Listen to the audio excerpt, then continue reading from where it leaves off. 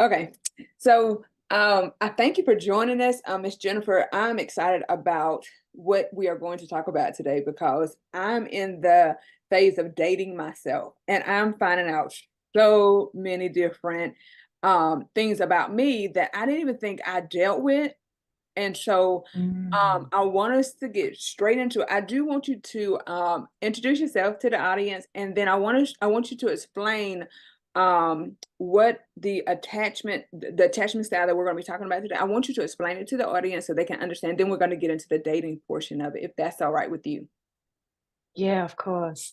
Well, thank you so much for having me on. It's really lovely to meet you. My name's Jennifer Nurek. I've got I guess my qualifications, I usually talk about them in two batches. I've got a whole lot of qualifications in energetic and spiritual healing space, and then a whole lot of qualifications in the more sciencey psychotherapy space. And within the psychotherapy space, nowadays you used to be able to just say psychotherapy and everyone knew what you meant, but nowadays it's such a broad range. Um, so I use the things that I found really helpful for my own system. I'm a therapist who goes to therapy, still go to therapy, I go to supervision. And so I use the things that I've kind of gone, oh, that made a real impact. So one of the things I use a lot is something called parts work. You might have heard of it as inner child or reparenting. And another sort of aspect of that is called internal family systems, which is Richard Schwartz's work. I use a bit of EMDR when there's PTSD, and I do quite a lot of somatic work as well, which is sort of the body focused when you might be talking about something and suddenly you start coughing and you know that there's kind of energy stuck around the throat. So um, I'm the founder of Psychotherapy Central, which is a community of about like 180,000 people on Instagram and like across different platforms. I do podcasts as well, so I hosted Psychotherapy Central. And I'm one of the directors of the International Energetic Healing Association, so I'm still very involved in that space in Australia. And now I'm an author, so Oh, exciting. Before you get into our discussion today, I want us to just tap into the energy work that you do because when I first so I'm a counselor too, and I've got some training in chaplaincy. And so here I go into this space, and I'm a Christian. And so when they were starting to talk about energy work, I was like, oh no, I would never. And I remember one of my co-workers, she was into healing touch, and she said, Brianna, if you just come over and let me just try it, when I tell you, I had never felt so relaxed, good. I slept, the deepest sleep I've ever had was when I was in session for healing touch. And so I'm excited to hear mm, that you are into that. So um I think that if you don't mind just telling just a little bit about that so the audience can know what energy work is and how it heals and what it does for the body. mm, mm. It was very helpful for my own healing of my own childhood stuff. I found that the meditation that I did through those practices, I have a mantra practice that I do really regularly. I find it very soothing I find that, I have a very strong monkey mind. My mind can take me in all kinds of crazy directions. And I think that in the West, it's kind of encouraged, we encourage to kind of put the mind on a pedestal, and, it's how we're measured at school. It's how we're often praised for the mental capacity. So I found there was a whole lot of untraining to do with my mind, and I found that in that space, I found you're nodding. I found a lot of actual relief from myself through, through those practices, and I also found that again, and I think this might be kind of a product of growing up in the West, was that it was quite hard to just switch off my mind. I remember I had a book, Meditation for Dummies, and the first exercise was stare at a candle. And I remember just staring at this candle thinking, well, this can't be good for my eyes. And, if I move my eyes now, I can see the candle imprint on the wall. Well, that can't be good. And so it was very hard. Maybe you've had this experience as well, to just kind of switch off your mind. And so for For me, I found guided meditations super helpful. And I find now, now I'm like 20 years into meditation practice. I find mantra really helpful, just having something that I repeat, actually a mantra that I was given that I used. Yeah, super helpful. But then energy healing is a bit like psychotherapy. It's got so many different aspects and components. And I've done a lot of kind of shamanic work. I've done a lot of kind of angelic work. A very practical, something called pranic healing, which is like color therapy, Reiki. Yeah, I've trained in all kinds of different energy healing and found them all helpful in different ways in my own system. Mhm. I think that's really good. I'm sorry to have sidetracked you like that, but when you said that, I was like, "Oh my gosh, yes, yes, yes!"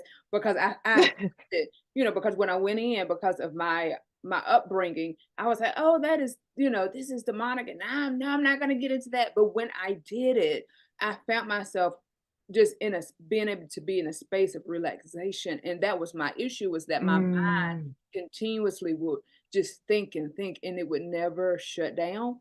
And so I meditated. Um, I learned from that. I learned how to meditate deeper because I was already meditating. I always had a time in a day where I would sit and just sit with the Lord, and I could meditate, but not on that level after learning how to through the healing touch and things of that nature. So I think people really, if they gave it a chance, they would find out that, like you said, if when you could get to the place where you can shut your mind off, you can really heal a lot of things that is going on within your body. But that's a whole nother subject. But I just wanted us to touch on. Thank you so much. Mm. Thank you so much. But so our topic is anxious attachment, and I am excited about this because again, I am learning so much about myself during this dating scene, and it's so different. Yeah. I'm an older adult, and it's like, wait a minute, what is out here? And I think this is me. So I'm gonna let you take the floor. Yeah. Um, so attachment theory came out of research from someone called John Bowlby and Mary Ainsworth. And they did these experiments with children, young children, called the strange experience, I think it's called. And they would the strange situation, that was the name. So the mom and the child would be together, and then they would experiment with the mother leaving. How does the child react? Then the mother comes back. How does the child react? Then the mother goes again. How does the child react? A stranger comes in. How does the child react? The stranger leaves. And so they kind of orchestrated this coming together and separation from the attachment figure. And back when they were doing these experiments, it was predominantly the mother. So I use that word a lot. But it's essentially about coming together and separating from our main attachment person. So biologically, humans are wired to connect. As a species, if we're left in a forest, probably anything below the age of 8, 9, we're very likely to die, right? We're not going to survive. So we have we have to be carried around really until, I was still carrying my daughter around, not constantly, but picking her up a lot when she was still 2.5, 3. So there's this very strong imperative biologically to stay connected to our person. That research showed that some children would have what they called a secure attachment, 50% of the population. And then 50% of the population had what they called an insecure attachment. And that fell into 3 different categories: disorganized. And disorganized is about 3% of the population. And it's where I desperately have to stay close to my person to stay safe, but that person is also a source of fear sometimes. And so then sometimes they are very unsafe and I have to get away from them with an equally strong pull away. So they're left with this kind of, I won't have to be close, I have to be far away. And it's quite intense. That's usually comes from there's been trauma there usually. Mhm.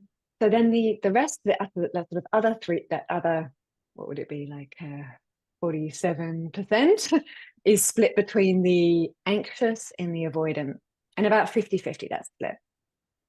So the avoidant style is where we've reached out for connection, And that connection hasn't been met enough of the time. And so, I always like to say here for moms, the goal is not that we're there 100% for our kids. We don't want to kind of jump all the time, because there needs to be a bit of space where we can also learn, oh, I can do that for myself. Oh, I can put my shoes on for myself. I can get attention when I need it. So but it's enough. And they say it's about kind of 50%. So when the child really needs you, and as a mother, do you have kids?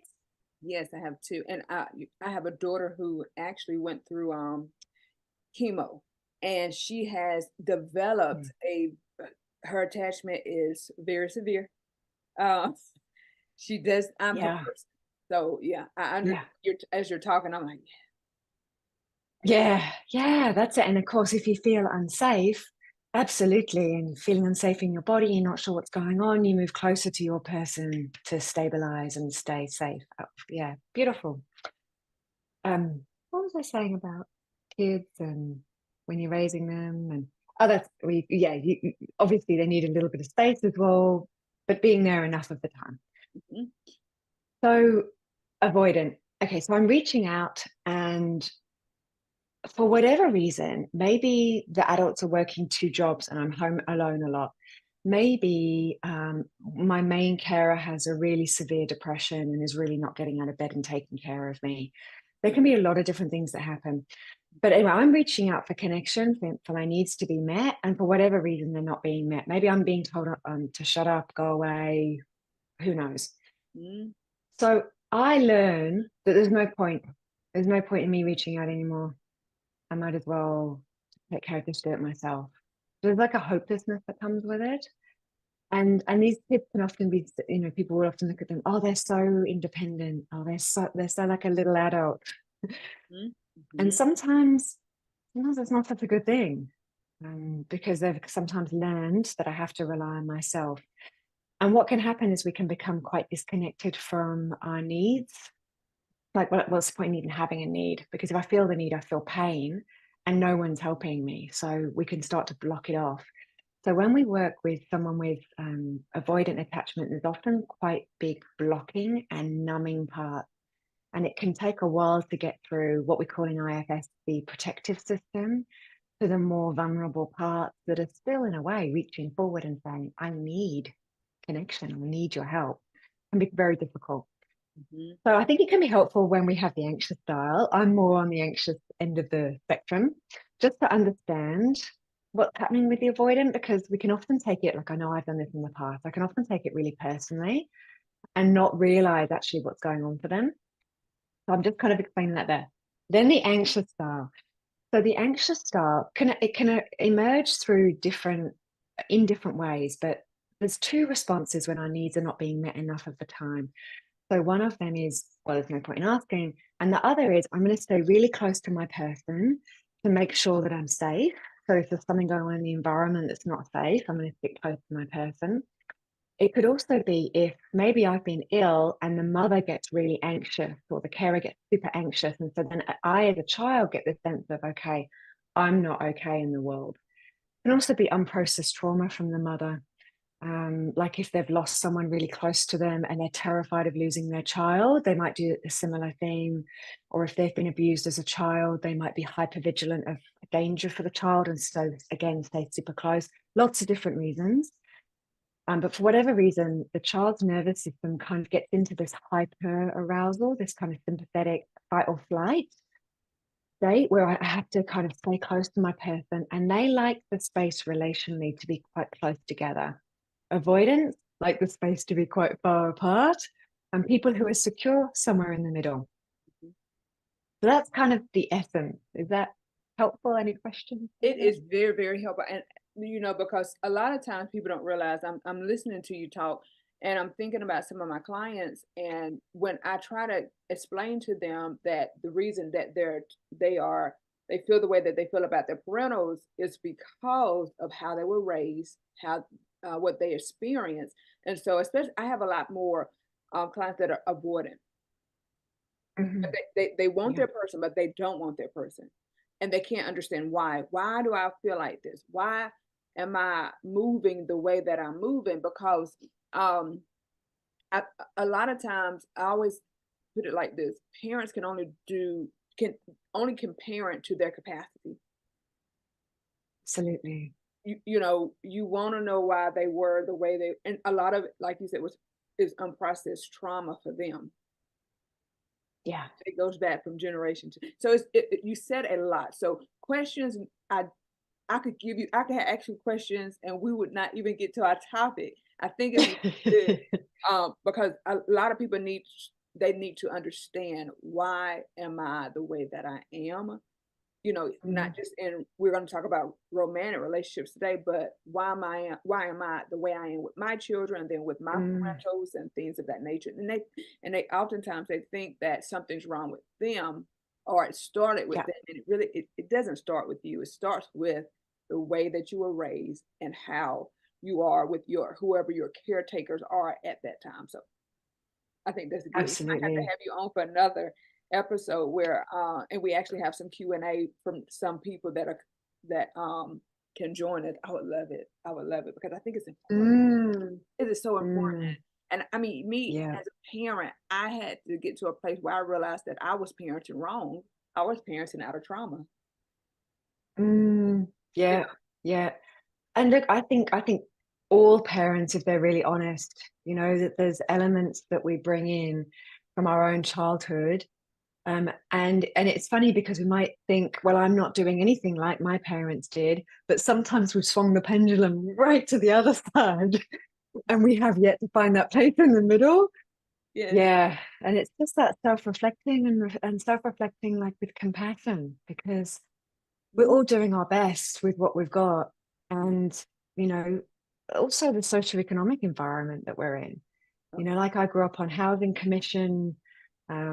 In the UK, there was a lot of poverty around me, with a lot of drugs and alcohol. Mm. And so you also sort of, people are trying to do the best with what they've got. My can't tell it from my voice because different things happened to me later on, so my voice changed quite a lot. But my background was very working class. My dad was a welder. Mhm. Yeah. And so that has a massive impact. And if you're worried all the time about the safety of your kids or your own safety, and can I put food on the table for my family, that impacts everybody in a really big way. Mhm. Mhm. I used to work in, when I was working getting my undergrad, not my graduate, my master's degree. I worked in a daycare, and I would look at my parents, and the other workers could not understand. They were like, "Well, why are you being so nice?" And I'm like, "People can only do what they can." And this parent is coming in at 6 o'clock in the morning and then coming back at the very end of the day. That's all she can do. She has to provide. And so we have to, when we know, and I knew, um, I had to step in to help her because she's doing the best she can, Yeah, has to live, that's she it. has to pay the bills. And so me knowing and understanding, let me do my part. But we live in such a world that Mm, everybody, they don't want to do their part, and they don't want to take the time to really understand that, people are really just doing the best they yeah, absolutely. Yeah, so self-compassion there is the key. can. I Yeah. like to use the word grace. I always say grace. Give yourself grace. Give yourself grace. Mm, that's a beautiful word. Yes, Yeah. yes. Okay. Look, because I will have you on here all day because I'm like, oh, I love her. Okay. So let's get into Mm. this dating and the anxious Yep. attachment and how that affects us. So the patterns from childhood, they know through heaps of research now, there's loads of research papers that show that transfers into adulthood. It takes 2 years to form a secure attachment with our person. Most people that I know, when I tell that to clients, they usually, yeah, uh, that's our system incrementally testing. And when you think about dating really is a space to allow us to get to know each other. Are we a good match? I remember while I was dating my current husband, I've been with my husband, we've been married for 18 years. I've been with him for over half my life now. So long time. Yeah. We went traveling, and I remember being in India with him.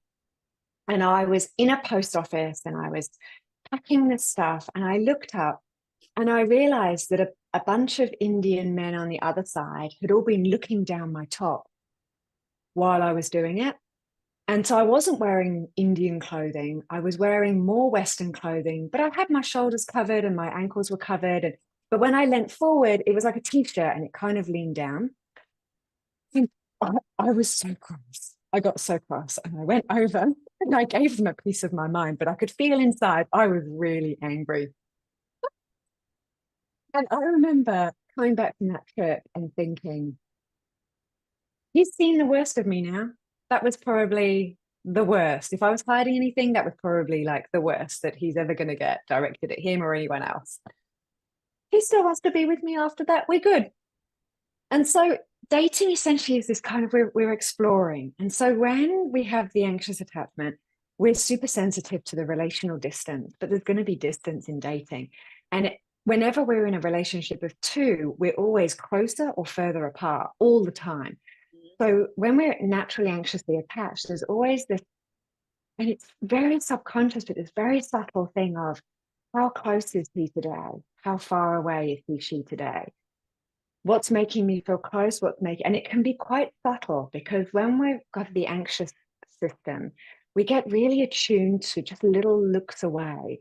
When we reach out in little ways, like, oh, look at that out of the window, and they're distracted on their phone.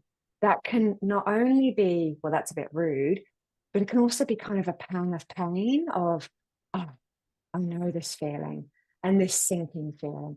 And then the thoughts can come of, he's not interested. He's more interested in, like, what's he doing? Is there somebody else? And the mind can quite quickly, from a really quite a small thing where he might just be in the middle of a really important email or, so who knows, it can cause quite a lot to happen internally. So we can get quite a lot of flooding happen. And that's when there's a lot of emotion. And it's quite difficult to distinguish what the different emotions are. It can just feel like, well, I'm angry and I'm afraid and can be quite a lot all at once and difficult to unpack. So first up, it's difficult for anxiously attached people when we're dating. And I just want to name it, because our nervous system, it does tend to rest in that fight or flight. And we can tend to get flooded with emotion, especially around inconsistencies and separation. Uncertainty is also difficult to manage, especially as we're starting to transfer our attachment stuff from friends and family onto one person. It's going to re-trigger the childhood stuff of being with one person again. So the uncertainty is trickier than for other people. And there is this feeling, and it's often, like for me, it's often quite a visceral felt sensation of wanting to be connected, of wanting to be close, liking the smell of my person, liking the feel of touching my person. It's quite in a way quite childish, but natural, like human. And I think another thing that can happen with the anxious style is we can often shame ourselves for having too much emotion, too needy, and we tend to go into partnership with the avoidance style. That's a whole other topic. I won't go into it now, but there is a tendency to go back to what we kind of knew. There's something that's kind of magical and mystical and familiar in that space. So we'll often tend to end up with being more avoidant people. Now, their system is much more shut down. And so they'll look at some of the reactions and kind of be like, geez, that's like a huge overreaction, right? But it is for them, for their system, because their system often doesn't have such strong emotions, whereas our system will. So just clearing up a few things about dating and about misunderstandings before we go in. That's good. Anything there? Yeah, because when you were talking about the need to touch, I had early on when I first started dating a couple of years ago, I found myself wanting to touch. I needed to touch. I needed to touch my person. I needed to smell. And I mean, and I said, he probably thinks I'm weird. I needed to smell him. Like Yep. You know. Me too. It's really big for me. Yeah. Yeah. Yeah. I need to, yeah. let me hear your heartbeat. I would run and hug. Let me hear your heartbeat. Like, I just need to hear your heartbeat. And it was he Mm, like what? And but I needed that. For me, I needed yeah. it, you know. Yep. And like you, I go to I have a therapist that I see too, and so we were literally just talking about this today, and I was Mm, like, yeah, I said that it's big for me. I need to, and it reminds yep. me because my daughter has anxiety, and so because Mm, I mm, am her person, her need to touch, her need to be close to me is uh, is the same but different because anxiety, I calm her. So I'm the one who calms her versus, hey, take yep. lavender or here's a bear. I'm her, all of that for her. But yeah. Yep. Yeah, yeah, so important. You're her co-regulator. You've got your nervous system in that social engagement, and she's in that fight or flight, and she's coming down to match you. Yeah, beautiful. I mean, that's such a gift to have that nervous system around as a kid. Yeah, I wanted to get old because I'm like, mom's not gonna always be here, so we have to find other things, to help you. But yeah. Mm, mm. Thinking about that. Yeah. All right. Shall we um move into the dating tip? Hmm. Yep, we're ready. All right. So we've kind of named that it's tricky. Okay. It's tricky when we have the anxious style, the whole process, because there's so much uncertainty involved. So, number one tip is slow down, because there'll be a tendency to want to get really close really fast. And it's almost like retraining our body, our nervous system, our psyche in, and maybe you could have a word, like a word floating around that's helpful, like curious. I'm just going to be curious. I'm just going to experiment with, as I step closer to him, I'm just going to be curious. How does he respond to text? How warm does he feel when we're in person? Just going to be really curious, and I'm just going to go in this kind of mindful way and slowing down, because the tendency will be you want to get really close really fast.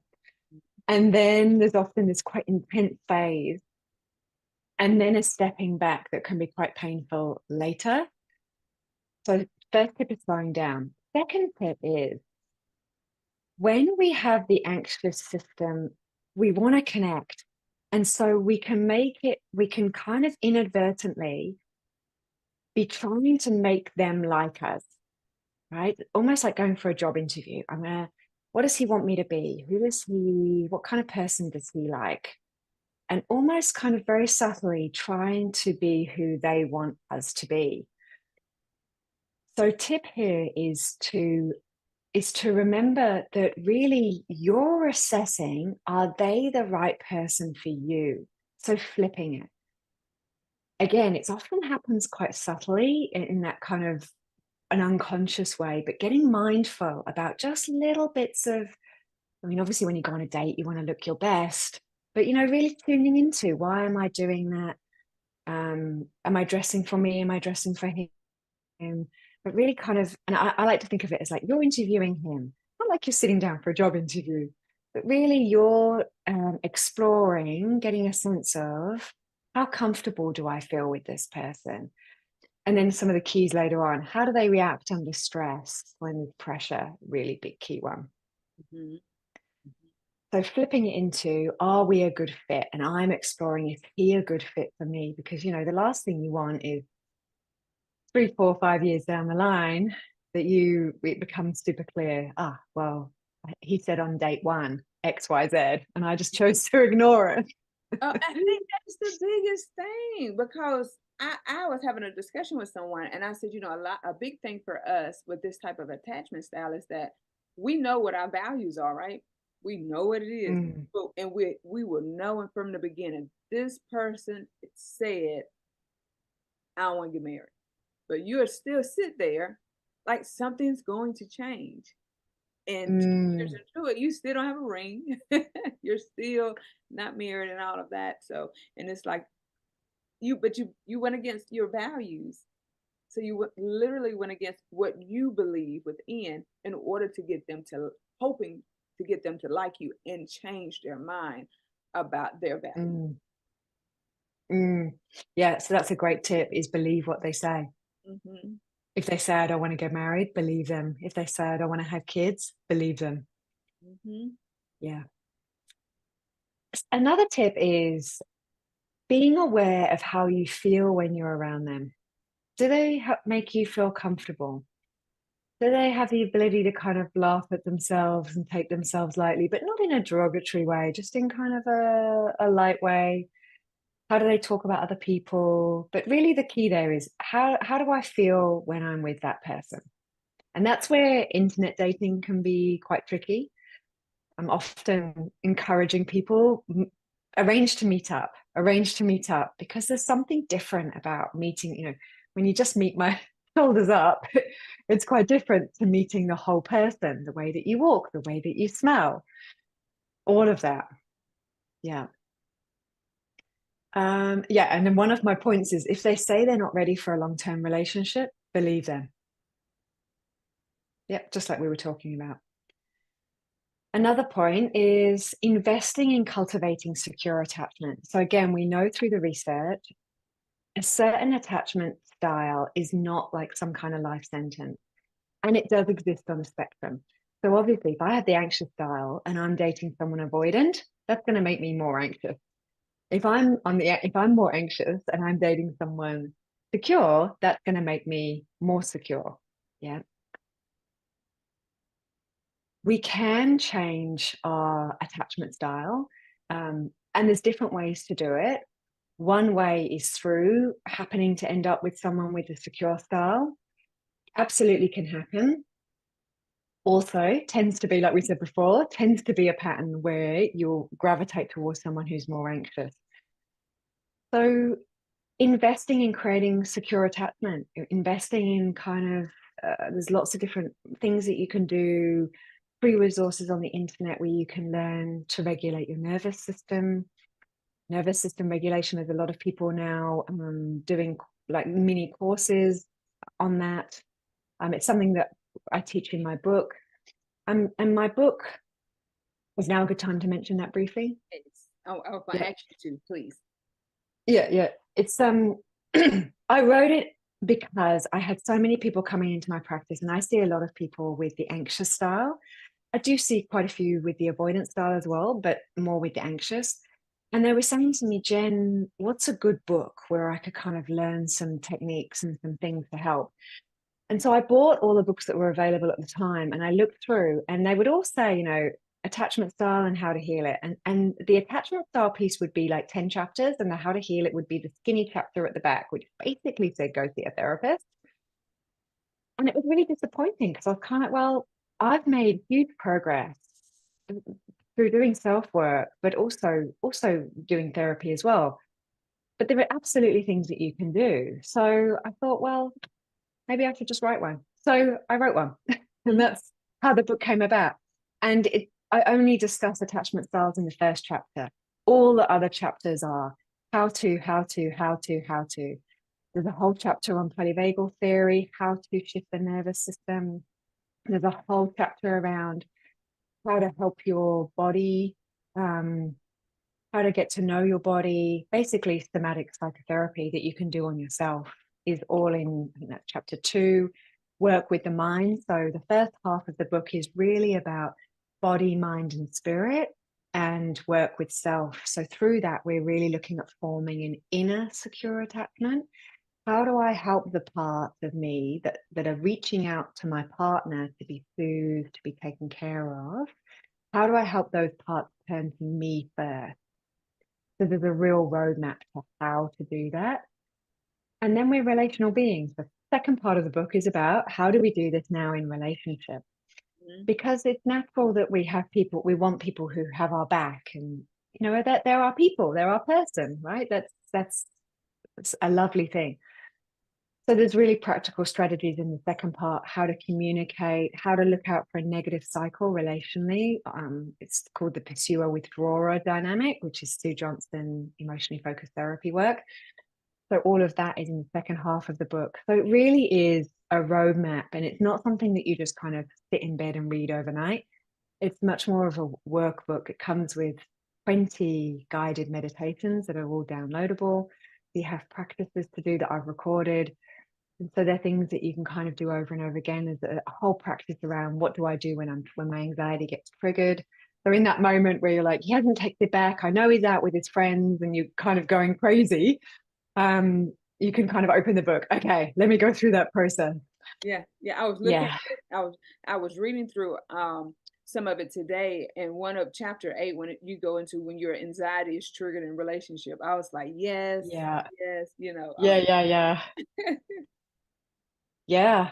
And it's quite hard to. I had another therapist wrote a review. Someone, I don't know who she is. It's kind of it's called Net Gallery. Never met her before, but she said it's one of the most comprehensive answers to attachment. She said, like, it covers so much, such a big scope, and that was my experience. It wasn't just one thing. Like, you can't just meditate and work with your attachment style. You can't just, there's not a silver bullet. It's both. It's the inner work, but it's also being in relationship with other people, because it's a wound that was forged in the fire of relationships. So there is a certain amount of healing that needs to happen in that space. And it doesn't mean that our partner has to be perfect. And it doesn't mean rule out all avoidant people. It just means doing it consciously, doing it together, and having a lot of compassion, because we are going to have parts that get triggered. And that's why I love IFS language. I love that kind of parts of us that are feeling anxious. It's not all of us. There's parts of us that know we're going to be okay and it's going to be okay. But then we've become blended with a part that's really, really anxious. And sometimes that part might be a 3-year-old part or a 5-year-old part who remembers dad just vanishing and being left on their own for 3 days. Who knows what happened?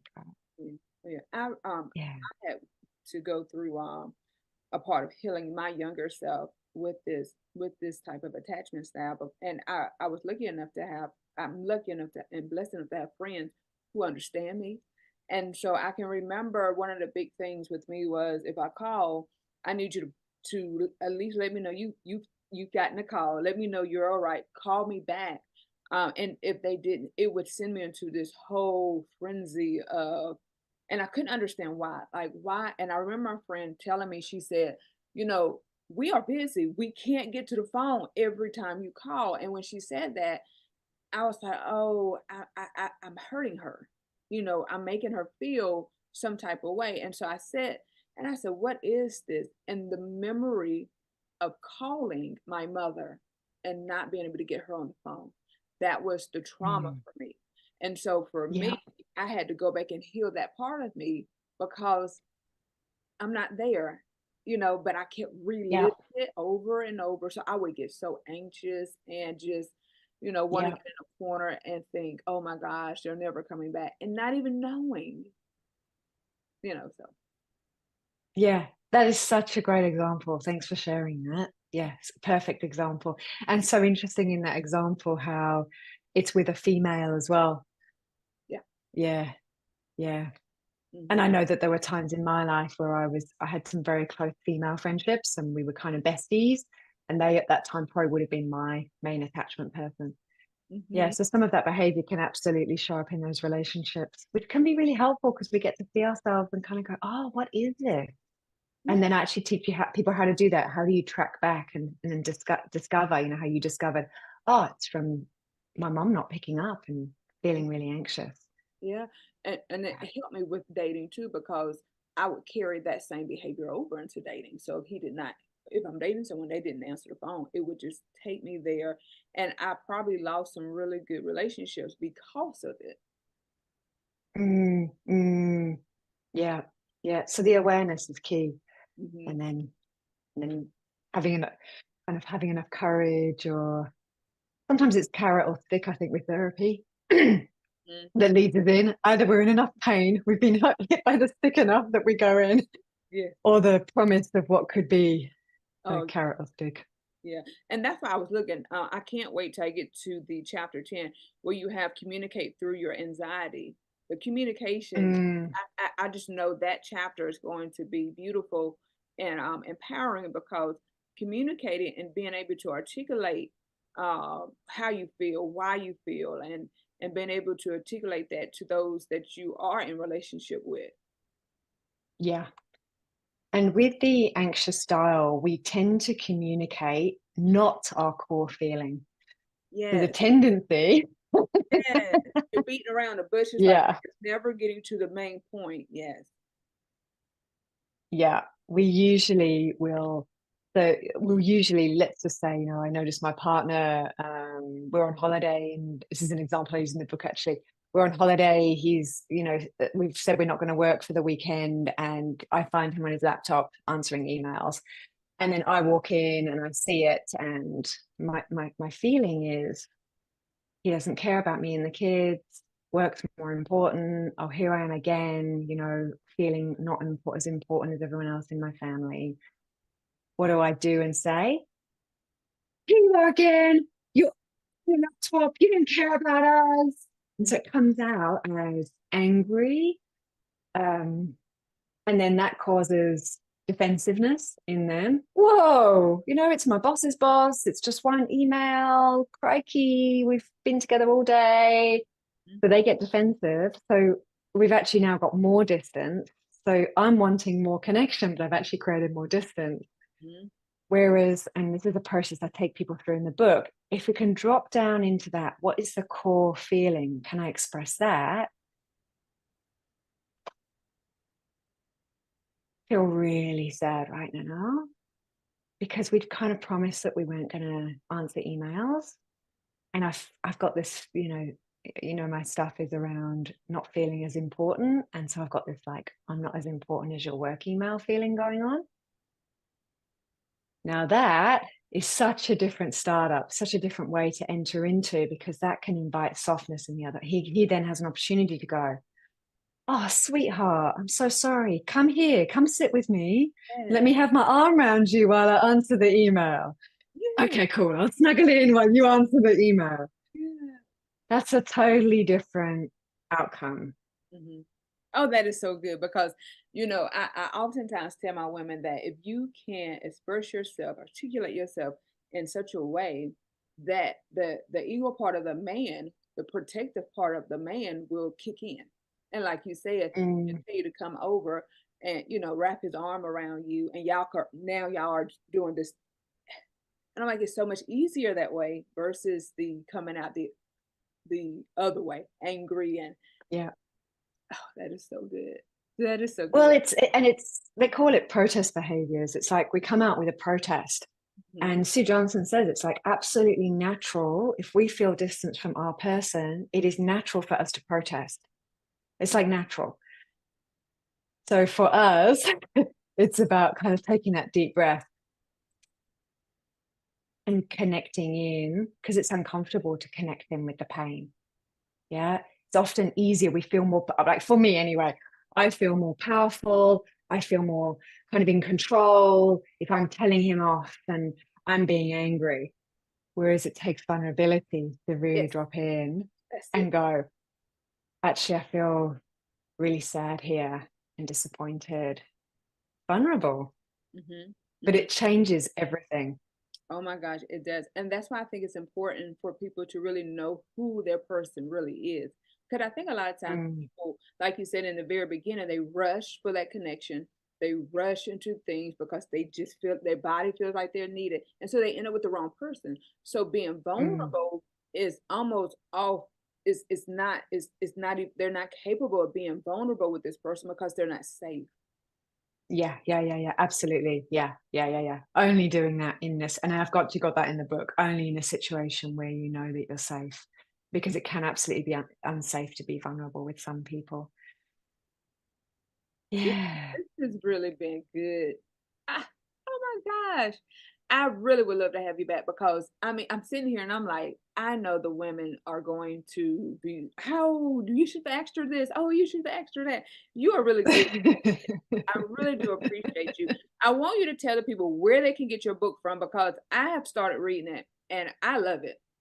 It is a book that you need to take your time, have a notepad, have Mm, I have the e-version, so, I have a notepad, I'm writing and, taking notes, I'm mm, going back, to my own other books, and I'm like, "Oh, okay," it just makes Oh, sense. So that's so good.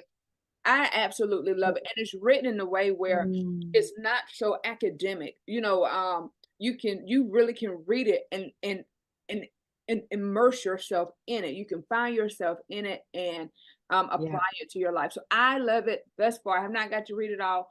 I am going to read it all. I'm taking my time and digesting Mm, the things that mm, are in the book, and I do. I absolutely love what I have read thus far. And so if you can tell everybody where they can get it, and we'll have links in the bio, in the description, so that people can just click on it. But if you can tell them where they can get it, mm, how they can get in mm. contact with you. I don't know if because you're in the Australia. I am Australia. It's Saturday morning here. Yes, Yep. yes. So, I don't know if you have things where your community, perhaps they can join your community or things of that nature. So if you could just tell them that, and Yep. they can link up with you. So first, Bree, thank you so much for taking the time to have a look through, and thank you for that glowing recommendation. So that really touches me. Thank you. No, thank you. You can buy it from all major retailers, Amazon, Booktopia, wherever you can buy books, they'll be able to order it for you. So anywhere. The best way to be in contact with me is through Instagram. I check my messages. I run that whole account myself. That's psychotherapy.central. I do see clients still one-on-one. So if you're thinking, I'd really love to do some work with Jen or someone in her team, I have a team of other therapists that I've trained in the same style of work as me. They've already counselors and energy healers in different modalities, different specialities, but there's a team there as well. And sounds like you're doing really wonderful work as well with avoidant attachment and other styles, that you've got that lens. So people could also go and see you by the sounds of it too, Brie. Oh, well, thank you, thank you, thank you. I don't get to see as many people as I would love to see. I love working with women, but yeah, um, this is my heart is just so full because the way that you describe anxious attachment. I mean, it just breaks it down in such, I don't want to say simple term, but you can relate to it. Those who Mm, don't have mm, our jargon, um, they get it. They can get it. And they mm, don't have to mm. think that they are weird or something is wrong with me. Uh, Yeah, I just love it. I do. I good. love your work. Yeah, great. Oh my gosh. It's I have I've seen people, I've had guests before, and it's good. I haven't had any, but this has really just warmed my heart. It really has. I don't It's something just different about today. So I thank you. I Mm, do. I do. I mm, will I will I have some women now that I'm thinking about, and I'm gonna recommend your book if I have to buy it myself and get, just so they can have it in their hands so that they can understand that it's, mm. gosh, you're not weird. You're not weird. You're all right. And it can be changed. You can Yeah, change your style. Because I can do it, because I yeah. was the worst at it. I mean, I was worse. I mean, my mom, I was in my 20s, early 20s, and I was still holding my mom's hand. We were being grocery Yeah, store, and I was still holding her hand. yeah, yeah, yeah. And that makes my heart expand. It's like those younger parts. It's still like holding mama. Yeah, yeah, and I Yeah. mean, I remember holding my daughter's hand, and I remember the day I reached down and grabbed her hands as we were walking, and I remember I Mm. said, "Oh, babe, your hand is bigger than mine," because she's way taller than me, and I'm like, "Babe, Yeah. your hand is way bigger than mine." She's like, "I know, mom."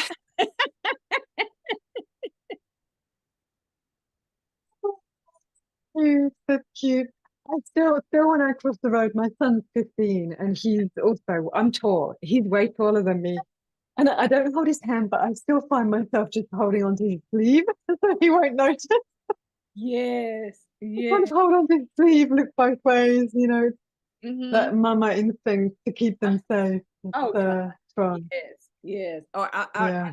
know. Now I have a son too. And it's funny because he's 24, and sometimes we're going places, and he doesn't know what I'm doing, but I do this kind of like just to sniff him. We do that in my family. We do it too. Yeah, Yeah, we're big sniffers. We often will hug and we'll both inhale. yeah, Something like that about your people. yeah, yeah.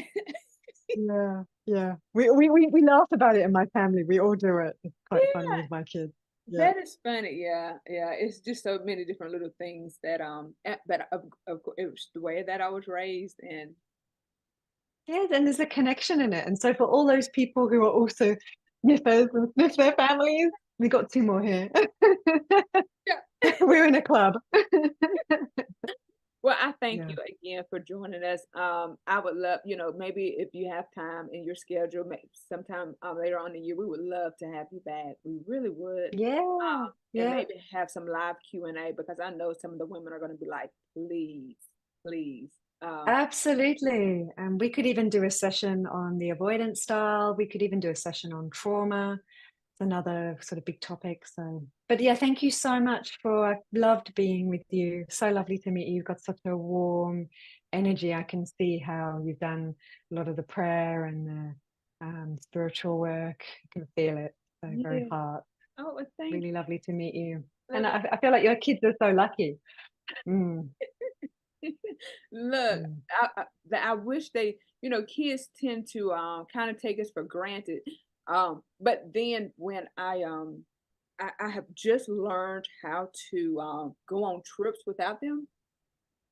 Ah, congratulations. It's a big Yes, step. yeah. Yeah, yeah, So I went to I did a conference in Jamaica in December, and I left yeah, it. So my daughter, who is really attached to me, she's my baby that when I was pregnant with her, she stayed in a ball and she stayed like as close as she could up in my rib the whole 9 months.